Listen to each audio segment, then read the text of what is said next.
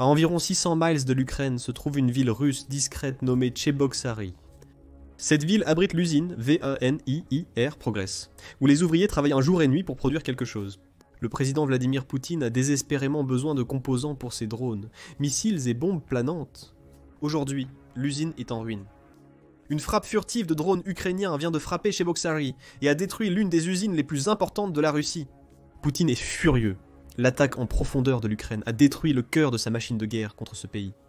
Le 9 juin, United 24 Media a rapporté que l'Ukraine avait mené une frappe de drone de précision contre un fabricant d'électronique. Cette frappe, différente des précédentes menées par l'Ukraine, est cruciale pour l'effort de guerre de Poutine. Plutôt qu'une centaine de drones pour saturer la défense aérienne russe et assurer un impact direct.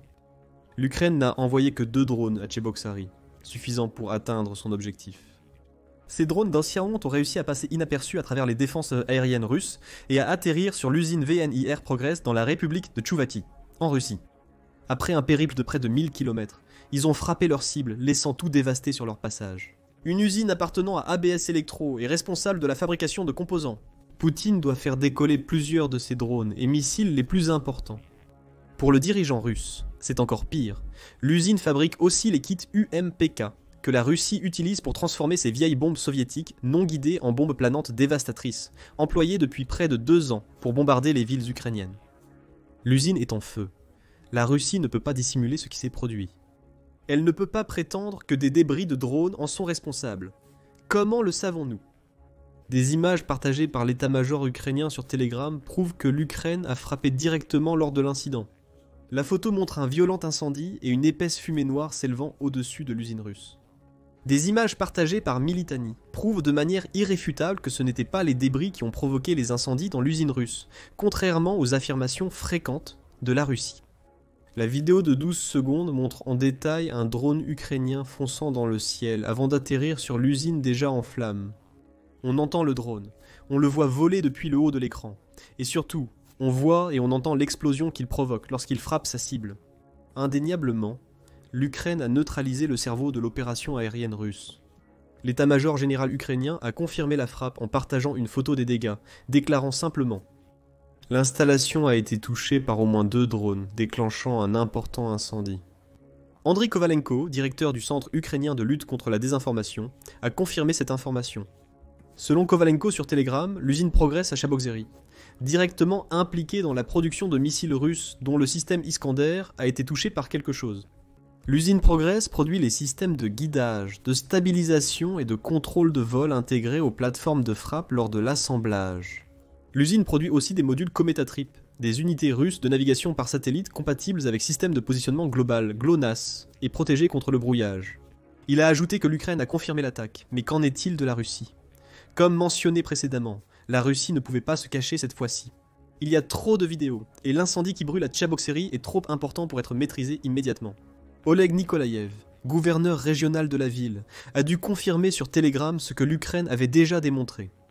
L'usine Progress a été mise hors service. 2 drones, ou véhicules aériens sans pilote, sont tombés sur le territoire de la société, par action VNIR, à la suite de quoi une décision responsable a été prise de suspendre temporairement la production, afin d'assurer la sécurité des employés, a écrit Nikolaev. Cela soulève quelques questions. Qu'a détruit l'Ukraine, et comment y est-elle parvenue ? Selon United 24 Media, l'usine VNIR Progress était spécialisée dans la production de récepteurs et d'antennes du système mondial de navigation par satellite, ou Global Navigation Satellite System, que la Russie intègre dans toutes ses armes utilisant le système de positionnement global, ou le Globalnaya Navigationaya Sputnikovaya Systema pour se diriger vers l'Ukraine. Ces systèmes comprennent de nombreux missiles et drones russes, dont nous parlerons bientôt. Cela inclut les bombes planantes, utilisées par Poutine pour détruire les infrastructures et dévaster les villes ukrainiennes durant la guerre. Mais ce n'est pas tout ce que cette usine fabrique, elle est également responsable de la production de composants électriques utilisés par la marine russe. Selon United, cela comprend des disjoncteurs, modules sans contact et relais utilisés dans plusieurs navires non russes, dont le sous-marin nucléaire de classe Yassinem. L'Ukraine ne s'inquiétera pas trop de mettre l'un de ses sous-marins hors service.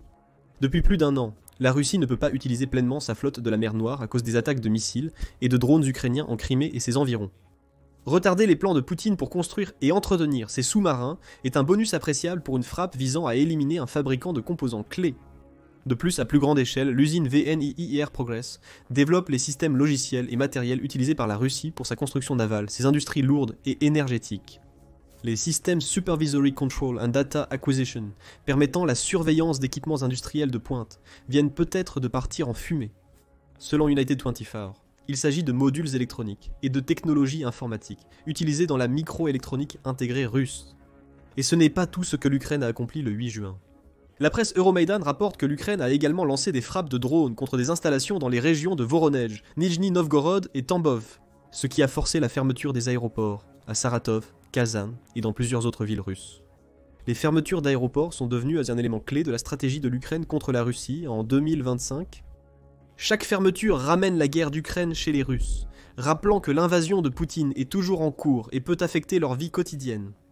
Novaya Gazeta affirme que l'Ukraine a réussi à fermer 217 aérodromes entre le 1er janvier et le 7 mai, soit plus que les 149 fermetures combinées qu'elle avait imposées auparavant.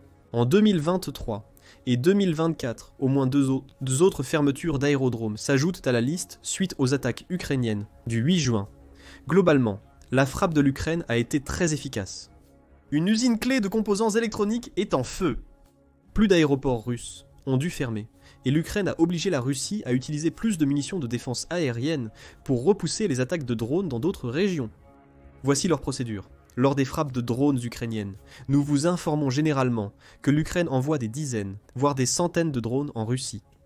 L'Ukraine utilise une tactique évidente en envoyant de nombreux drones pour embrouiller les défenses aériennes russes avec des leurres, permettant ainsi à d'autres drones d'atteindre leurs cibles avec des charges explosives. Ce n'est pas ce qui s'est passé le 8 juin. L'Ukraine a adopté une approche beaucoup plus discrète en déployant seulement 2 de ses drones longue portée qui ont réussi à passer à travers les défenses aériennes russes pour frapper l'usine Progress. D'après United 24, ces 2 drones écodotent des véhicules aériens sans pilote AN-196 Lyuchi, des équipements militaires impressionnants. En novembre 2024, United 24 a profilé ces drones remarquables, les comparant aux Shahid russes dans leur version ukrainienne. Les drones existaient déjà avant novembre, mais l'Ukraine les avait améliorés. Cela a possiblement permis de frapper l'usine Progress le 8 juin. Selon le média, une des améliorations était la capacité d'équiper l'AN-196 Lyuchi, d'une ogive de 75 kg. Cela représentait une hausse de 50% par rapport à la charge précédente de 50 kg du drone, cette puissance explosive supplémentaire ayant été démontrée à Chibok-Suri le 8 juin. United 24 fournit d'autres détails sur le drone, en notant qu'il a été présenté publiquement en octobre 2022 par le fabricant de défense Ukroboronprom. Le drone a une portée de plus de 621 miles, et il possède un fuselage à double poutre avec une aile basse, ainsi qu'un moteur à hélice propulsive situé à l'arrière du drone. Les fabricants le construisent en fibre de verre renforcée par un treillis métallique, réduisant ainsi son poids pour des attaques à longue portée. Des rumeurs suggèrent qu'Ukroboronprom aurait doublé la portée du drone à plus de 1200 miles, mais cela reste non confirmé. Selon le profil de United 24, ce drone était parfait pour la mission. Le AN-196 Lyuchi, discret et à longue portée, peut détruire la plupart des cibles non blindées grâce à sa puissance de frappe impressionnante. Poutine vient de l'apprendre grâce à l'attaque de l'usine Progress. Il manque maintenant à la Russie des composants électroniques cruciaux pour continuer ses frappes aériennes massives en Ukraine. Et cela nous amène à ce que cette frappe signifie réellement pour la Russie. La Russie n'a plus la capacité de produire certains de ses systèmes d'armes les plus cruciaux. Parmi eux se trouvent plusieurs drones que Poutine utilise pour bombarder les villes ukrainiennes. United 24 affirme que la Russie utilise les composants fabriqués par l'usine Progress pour produire ses drones, Lancet, Orlan X et les nouvelles variantes des drones Shahed d'origine iranienne que la Russie construit localement. Ces drones, et les nombreux autres, construits par la Russie, ont eu des effets dévastateurs sur l'Ukraine durant l'invasion de Poutine.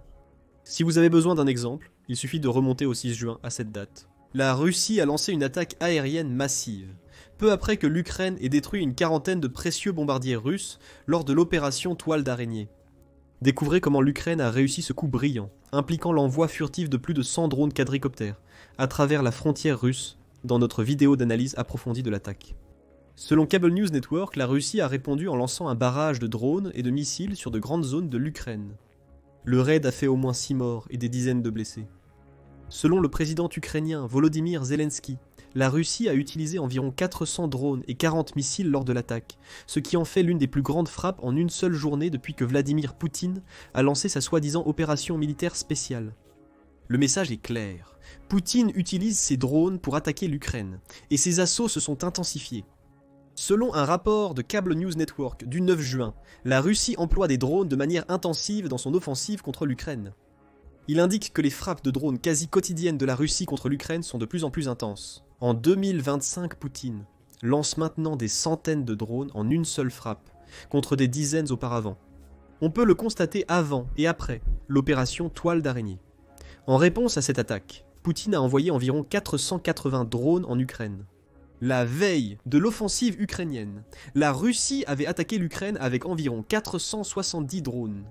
L'attaque souligne une différence clé entre les approches russes et ukrainiennes dans l'usage des drones, selon Mark Galeotti, principal analyste de la Russie. Dans une interview avec Cable News Network, il affirme que politiquement, les Ukrainiens se montrent agiles, créatifs et efficaces, alors que les Russes ne sont que des brutes qui avancent sans subtilité. En somme, l'Ukraine mène des attaques méticuleusement planifiées avec ses drones, tandis que Poutine utilise la même stratégie que celle employée sur le terrain dans la guerre en Ukraine. Espérez que la quantité prime est là. C'est pourquoi l'attaque de l'Ukraine contre l'usine Progress est une victoire si importante. L'Ukraine n'aurait pas pu empêcher la Russie de produire les munitions et composants nécessaires à ses drones. Aucune attaque ukrainienne ne dévasterait les stocks de munitions russes, au point que Poutine ne puisse pas charger ses drones d'explosifs. Mais une attaque contre l'usine qui fabrique les composants nécessaires à l'envol de ces drones est une option bien plus viable. Désormais, l'usine Progress est en flammes. La Russie dispose de dizaines de cellules de drones qui ne pourront pas voler vers l'Ukraine, le temps que les dégâts causés à l'usine soient réparés. Les missiles russes causent les dégâts les plus importants aux villes et aux infrastructures ukrainiennes, bien que les attaques de drones de la Russie contre l'Ukraine fassent la une des journaux en raison de leur nombre impressionnant envoyé par Poutine.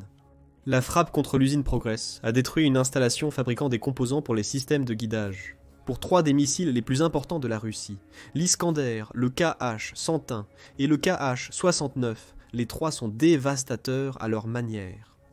Missile Threat indique que l'Iskander est un missile balistique à courte portée qui a une portée de 310 miles. Cela peut paraître peu, mais c'est suffisant pour permettre à la Russie de lancer ce missile depuis l'arrière des lignes de front vers les villes ukrainiennes. Selon Cable News Network, des missiles Iskander ont été utilisés lors de la frappe de représailles à l'opération Toile d'araignée, touchant Kiev et Tchernihiv, une ville ukrainienne près de la frontière avec la Biélorussie. Les missiles Iskander peuvent transporter une charge utile allant jusqu'à 1543 livres, la Russie ayant de nombreuses options quant à la nature de cette charge. L'Iskander peut être équipé d'ogives conventionnelles pénétrantes, à haute puissance explosive ou à sous-munitions. Cependant, ce qui inquiète bien plus l'Ukraine, c'est la capacité de la Russie à équiper l'Iskander d'ogives thermobariques, également appelée bombe à vide. Le missile est en service depuis 2006, et Poutine l'a utilisé constamment pendant la guerre en Ukraine. Cependant, nous ne pouvons ignorer l'impact du Kh-101 et du Kh-69 sur vous. Le premier est un missile de croisière aérien, le Kh-102, qui existe en version nucléaire. Il est conçu pour être un missile furtif capable d'éviter les défenses aériennes ukrainiennes. Il peut transporter une charge utile allant jusqu'à 900 livres. Comme pour l'Iskander, la Russie a plusieurs options concernant cette charge utile.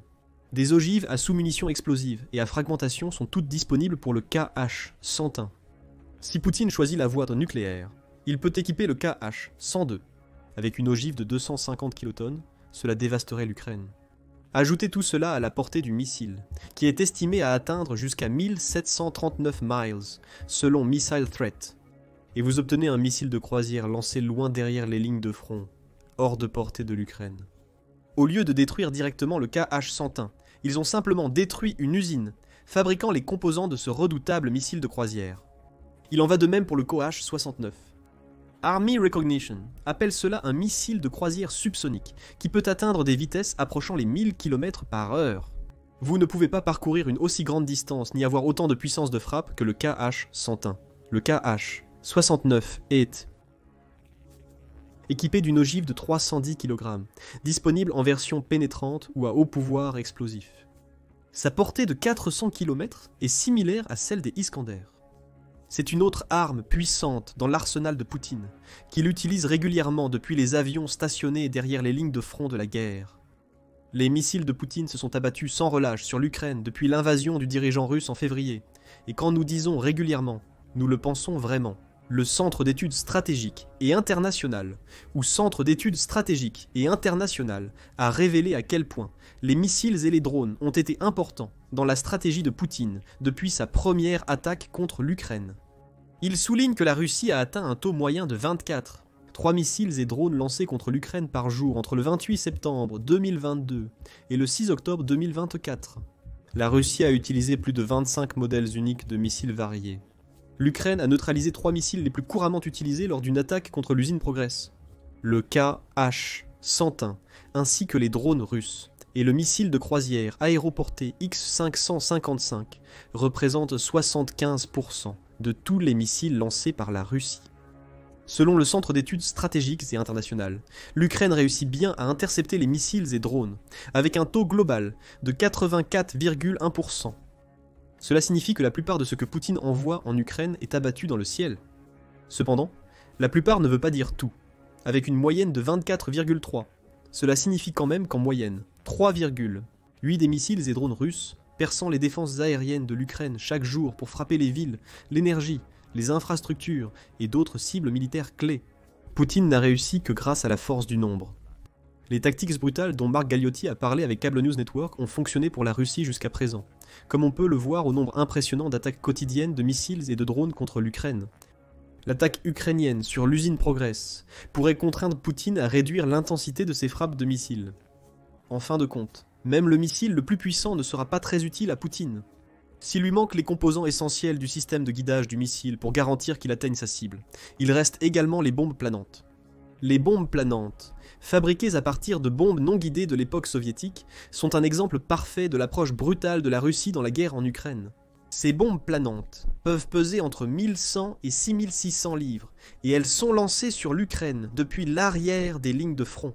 Selon la British Broadcasting Corporation, les bombes fonctionnent grâce à un kit d'ailes spécial attaché à l'explosif, qui peut coûter à la Russie seulement 20 000 $ à fabriquer.